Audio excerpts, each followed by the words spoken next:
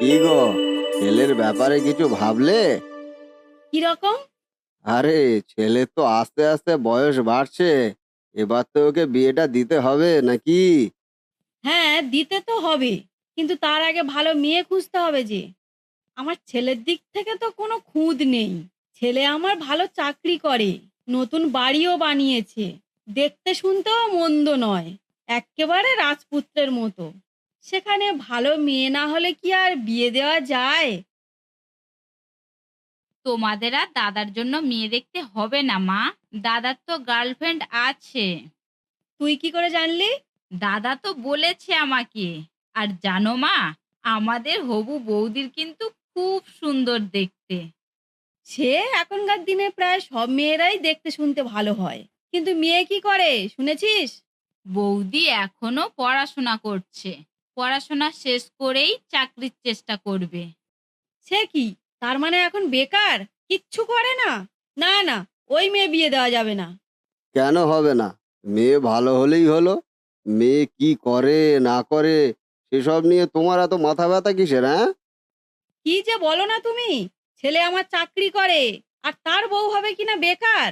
এটা কি করে হয়? বৌদি তো পড়াশোনা করছে।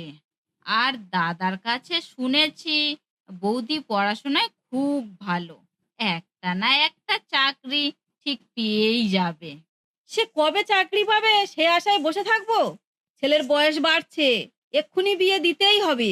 আর তাছাড়া পরে যদি না মেয়ে চাকরি পায়, তখন তো একুলও যাবে ওকুলও যাবে। ছেলের বয়স বেড়ে গেলে তখন কি আর অন্য ভালো মেয়ে পাবো? ওই বেকার মেয়েকেই ঘরে তুলতে হবে। সে এখন বিয়ে দিলেও ওই বেকার মেয়েকেই ঘরে তুলতে হবে। কেননা দাদা ওই মেয়ে ছাড়া অন্য কোনো মেয়ে আর বিয়ে করবেই না। এই হয়েছে আজকালকার ছেলেদের একগুঁয়েমি জেদ। এরা নিজের ভালো নিজেরা কখনোই বুঝতে পারে না, অন্ধ প্রেমে মগ্ন সব। বলি, প্রেম দিয়ে কি সংসার চলে? সংসার করতে গেলে তো টাকার প্রয়োজন। আর সেই টাকা যাতে বেশি পরিমাণে সংসারে আসে, তার জন্য একটা ভালো চাকরি করা মেয়েকে তো বিয়ে করা উচিত। আর না হলে বড়লোক বাপের একমাত্র মেয়ে। তাই এক কোথাকার কোন বড়লোকের বেটি শুনি যে আমাদের বাড়ির বউ হয়ে আসতে চায়? বাবার আদেও কিছু আছে, না ভিখারির মেয়ে? খোঁজ খবর নিয়েছিলিস কিছু? হ্যাঁ মা, বৌদির বাবার একটা মুদিখানার দোকান আছে। কি, শেষমেশ কিনা মুদির মেয়ে? পৃথিবীতে এত মেয়ে থাকতে আমার ছেলেটা বিয়ে করার জন্য আর অন্য কোনো মেয়ে খুঁজে পেল না, একটা ভিখারির মেয়েকে মনে ধরেছে? না না, এটা হতে দেওয়া যাবে না। আসুক আজকে ছেলে বাড়িতে, ওর সাথে কথা বলতেই হবে। বাবু, তোর বাবা আর আমি ঠিক করেছি তোর জন্য কালকে মেয়ে দেখতে যাব। তুই অফিস থেকে কালকে ছুটি নিয়ে নিবি। কি বলছো মা তুমি? আমার জন্য মেয়ে দেখতে যাবে মানে? বোন তোমার কিছু বলেনি? হ্যাঁ বলেছে, শুনলাম মেয়েটা নাকি মুদির মেয়ে। হ্যাঁ, মুদির মেয়ে তো কি হয়েছে? শ্রীময়ীর সাথে আমার রিলেশন তো অনেক দিনের। সুতরাং আমি ওকে ছাড়া তো অন্য কাউকে বিয়ে করার কথা ভাবিনি। তাই সম্বন্ধ যদি নিয়ে যেতেই হয় ওদের বাড়িতেই নিয়ে যাও। আমি শ্রীময়ীর বাবা মার সাথে কথা বলে রাখবো। ও, তাহলে ভিতরে ভিতরে জল এত দূর গড়িয়ে গেছে? তার বাবা মার সাথে কথা হয় তোর? হ্যাঁ মা, শ্রীময়ী তাদের একমাত্র মেয়ে। তার বিয়ে নিয়ে তার বাবা মার যথেষ্ট দুশ্চিন্তা রয়েছে। তাই আমি তাদের সাথে কথা বলে রেখেছি। তাদেরকে ভরসা দিয়েছি যে আমি সারা জীবনই তাদের মেয়ের পাশে থাকবো, তারা যেন দুশ্চিন্তা না করে। সাবাস বেটা, ভালো কাজই করেছিস তুই। আমি খুব খুশি হয়েছি তোর এই সিদ্ধান্তে। এটাই তো চাইছিলাম আমি। তুই যদি বলিস তাহলে এক্ষুনি আমি মেয়ের বাড়িতে সম্বন্ধ নিয়ে যাব। তুমি কি পাগল হয়ে গেলে? ছেলে বললো আর তুমি ছেলের কথায় ধেই ধেই করে নেচে উঠলে? লোকে কি বলবে? বিট্টুর মতো এত বড় একটা অফিসারের বউ কিনা একটা ভিখারির মেয়ে? বিয়েতে তারা কি কোনো খরচ করতে পারবে? না মেয়েকে ভালো ভালো গয়না দিতে পারবে? সবাই তো দেখে ছি ছি করবে। শোনো, যাদের তোমার মতো নিচু মানসিকতা তারাই শুধু ছি ছি করবে, আর কেউ নয়। তুমি হয়তো ভুলে যাচ্ছ যে তোমার বাবাও কিন্তু গরিব ছিলেন। তুমি যখন এ বাড়িতে বিয়ে করে এসেছিলে তখন তোমার পরনে শুধুমাত্র একটা শাড়ি ছাড়া আর কিছুই ছিল না। তখন তোমার অবস্থাও আহামরি কিছু ছিল না। আর না, তুমি তখন একটা চাকরি পেয়েছো। কিন্তু এখন, এখন তো আমাদের অবস্থা অনেক ভালো। এ পাড়ার মধ্যে সবচেয়ে ধনী ব্যক্তি আমরা। আমার ছেলে একটা বড় চাকরি করে, সেখানে একটা ভিখারির মেয়েকে কি করে আমার বাড়ির বউ করে আনতে পারি? লোকে ছি ছি করবে না? করুক মা, কে ছিচি করবে সেসব জানার আমার কোনো দরকার নেই। আমি কিসে খুশি থাকবো সেটাই শুধু আমি দেখব। আর শ্রীময়ী খুব ভালো একটা মেয়ে, সে উচ্চ শিক্ষিতা, চাকরি হয়তো এখনো পায়নি, তাতে কি যায় আসে। আমি ওকে বিয়ে করলে খুব সুখেই থাকবো, এটা আমি জানি। তাই লোকে কি বললো তাতে আমার কিছু যায় আসে না। তুই একদম আমার মনের কথা বলেছিস বাবা। যারা বদনাম করবে তারা ভালোকেও বদনাম করবে, আবার খারাপকেও বদনাম করবে। তাই ওদের কথা কানে তোলার দরকারই নেই। হ্যাঁ মা, রাজি হয়ে যাও না মা। আর সত্যি বৌদি খুব ভালো মেয়ে। আমি কথা বলে দেখেছি বৌদির সাথে। আমাদের দাদার জন্য একেবারে উপযুক্ত মেয়ে। ওই রকমই একটা মেয়ে এ বাড়িতে আসলে তো এ বাড়িটাই পুরো পাল্টে যাবে। আমরা সবাই খুব ভালো থাকতে পারবো। ওই মেয়ে তো দেখছি এখন থেকে সবাইকে বশ করে ফেলেছি। আমার মতামত নেওয়ার আর কেউ তো প্রয়োজনই মনে করে না। করো যা ইচ্ছা। তবে ভিখারির মেয়েকে ঘরে এনে পরে যদি কিছু হয় তখন কিন্তু আমাকে দোষ দিতে এসো না কেউ, এই বলে দিলাম। ব্যাস, তাহলে তো আর কোনো কথাই নেই। বাবা, এবার যত তাড়াতাড়ি সম্ভব বৌদিকে এ বাড়িতে আনার ব্যবস্থা করো। তুই ঠিক বলেছিস রে পূজা। এই তাহলে কালকেই মেয়ের বাড়িতে যাওয়া হোক, হ্যাঁ? কি বল? ঠিক আছে, তোমরা যেটা ভালো বোঝো সেটাই করো।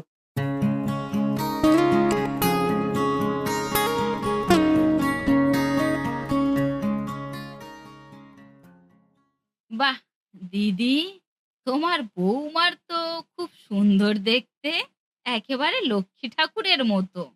হুঁ, রূপ নিয়ে কি ধুয়ে জল খাবে নাকি? গুণ কতটা আছে সেটা তো আগে দেখতে হবে। হ্যাঁ, সে তো ঠিক বলেছ। তা ও বৌমা, তোমার গায়ের ওগুলো সব সোনার গয়না বুঝি?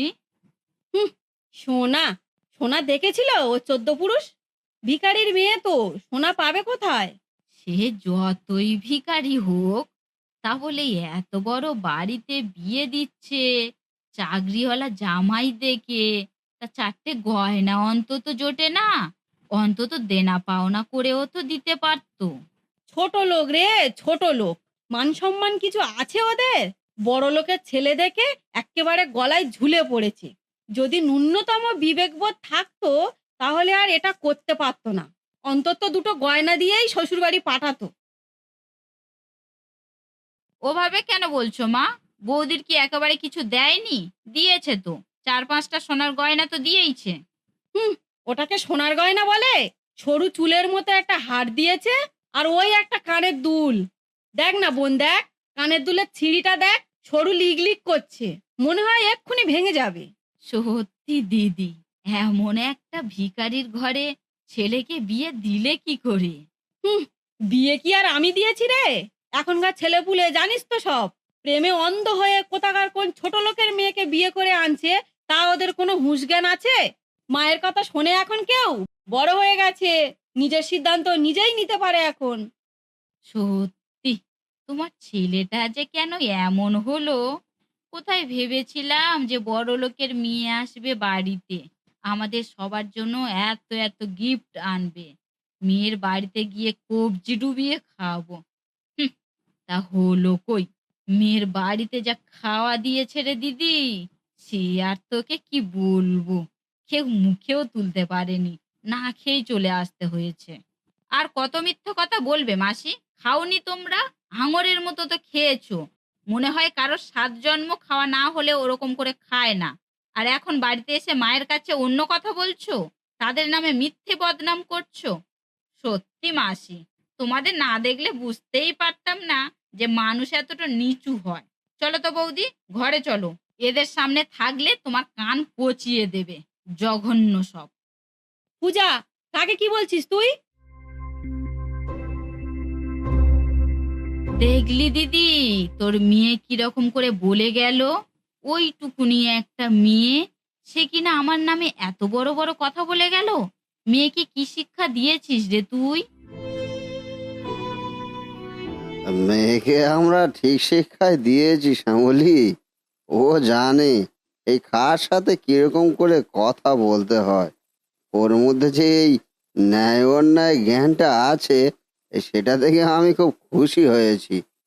দেখ দিদি দেখ, আজকে জামাইবাবুও পর্যন্ত আমাকে অপমান করছে। এখন তো আমার তোকে দেখে খুব কষ্ট হচ্ছে রে দিদি। তোর সুখের সংসারে যদি এখন থেকে আগুন লেগে যায়, তাহলে বাকিটা জীবন কাটাবি কি করে? এ বাড়িতে তোকে তো আর কেউ পাত্তাই দেয় না। হুম, বুঝতে পারছিস? ওই মেয়ে নিশ্চয়ই জাদু জানে। ও জাদুর বলে এখন থেকে আমার সংসারটাকে হাতিয়ে নেওয়ার চেষ্টা করছে। কিন্তু এটা তো আমি হতে দেব না। ওই মেয়েটাকে যদি না আমি আমার সংসার থেকে তাড়াতে পেরেছি, তাহলে আমিও তো দিদি নই, বলে রাখলাম।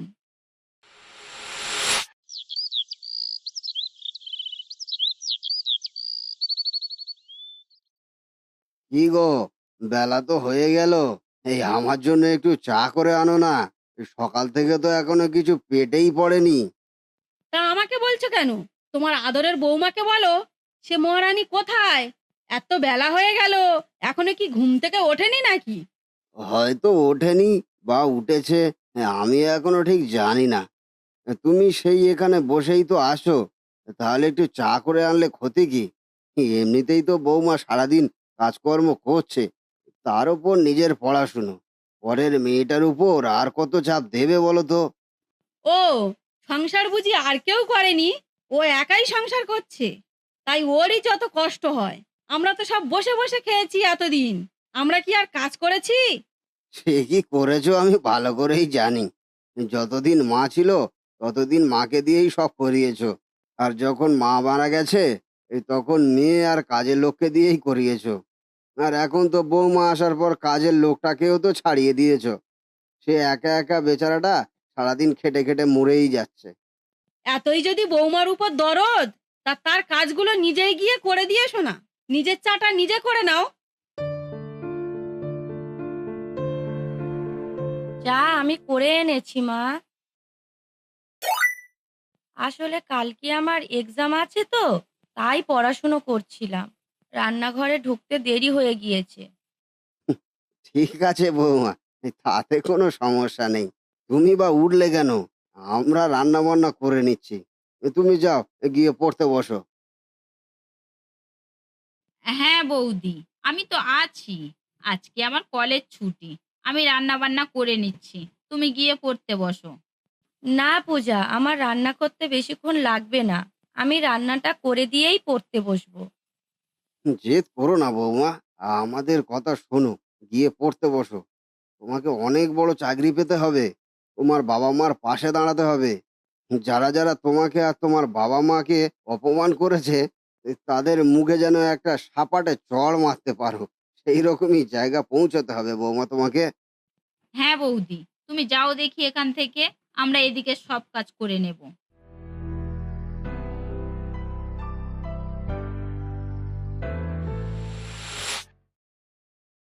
মেয়ে আমাদের খুব পছন্দ হয়েছে। আপনারা চাইলে আমরা বিয়ের কথাবার্তায় এগোতে পারি। হ্যাঁ হ্যাঁ, বেশ তো, আমাদেরও ছেলে পছন্দ। আপনারা বিয়ের দিন ঠিক করতে পারেন। কি গিন্নি, তোমার জামাই পছন্দ হয়েছে তো? সে আর বলতে লাগে? এত ভালো ছেলে আমি আর কোথায় পাবো? আমরা রাজি। বাহ! তাহলে তো খুব ভালো। এবার তাহলে আমরা দেনা পাওনার কথাগুলো মিটিয়ে নিই। হ্যাঁ হ্যাঁ, বলুন না আপনাদের কি দাবি? হ্যাঁ, এখন কথা হচ্ছে, ছেলে আমার ইনকাম ট্যাক্স অফিসার, ভালোই মাইনে পায়। ওর লাইফস্টাইলের লেভেলটা অনেকটা হাই। বড় বড় মানুষজনদের সঙ্গে সব ওঠাপড়া। সেখানে বুঝতে তো পারছেন, মেয়েকে আর মেয়ের সংসারটাকে তো একটু পরিপাটি করে গুছিয়ে দিতে হবে। অনেক নামি দামি মানুষজন আসবে বাড়িতে। তারা যদি এসে দেখে যে মেয়ের গায়ে তেমন কোনো গয়না নেই বা ঘরটাও অগোছালো, সেখানে তো আপনাদেরই মান সম্মানটা নষ্ট হবে। তাই বলছিলাম আর কি। হ্যাঁ, মেয়ে তো আমরা যা দেওয়ার দেবো। তাছাড়া আপনাদের আর কি দাবি আছে সেটা বলুন। আমার ছেলে বলছিল ও বাড়িতে আর থাকতে চায় না, বিয়ের পর কলকাতায় থাকবে। তো কলকাতার বুকে আপনারা যদি ওকে একটা 3 BHK ফ্ল্যাট কিনে দেওয়ার ব্যবস্থা করেন, তাহলে ভালো হয় আর কি। এই 3 BHK ফ্ল্যাট, তার মানে তো অনেক দাম। হ্যাঁ, ওই আপনার মেয়ের জন্যই বলছিলাম। আমরা তো আর গিয়ে ওখানে থাকবো না। থাকবে আপনার মেয়ে আর জামাই। তারা যাতে সুখে থাকতে পারে সেটা তো আমাদেরকেই দেখতে হবে। আমরা এতদিন ছেলেকে মানুষ করেছি, তাকে এতদূর পড়াশোনা শিখিয়েছি, বড় জায়গায় দাঁড় করিয়ে দিয়েছি। এবারে মেয়ের বাবা-মা হিসাবে আপনাদের এটুকু করা উচিত।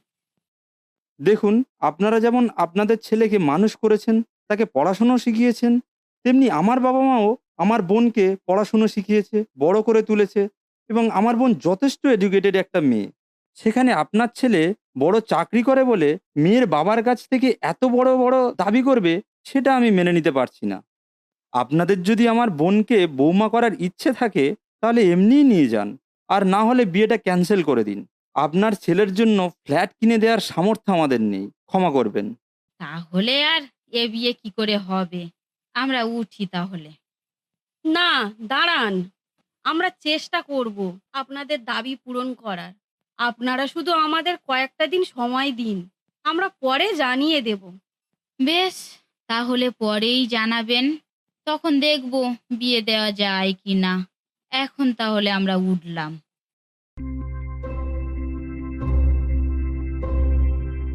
মা, তুমি কি পাগল হয়েছো?